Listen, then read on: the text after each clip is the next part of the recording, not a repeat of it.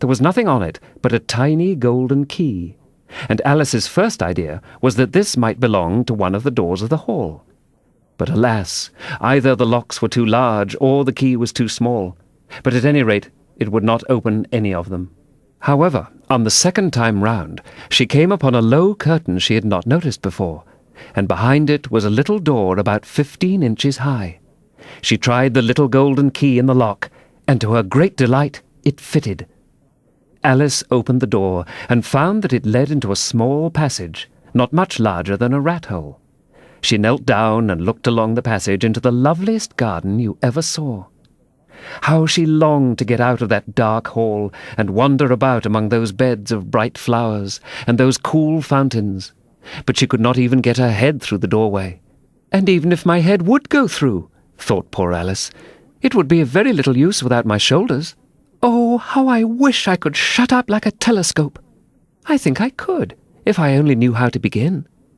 For, you see, so many out-of-the-way things had happened lately that Alice had begun to think that very few things indeed were really impossible.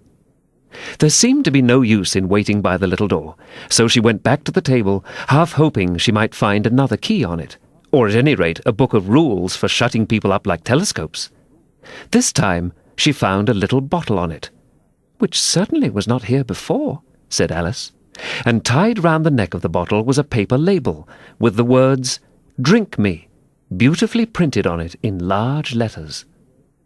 It was all very well to say, "Drink me," but the wise little Alice was not going to do that in a hurry. "No, I'll look first," she said, "and see whether it's marked poison or not."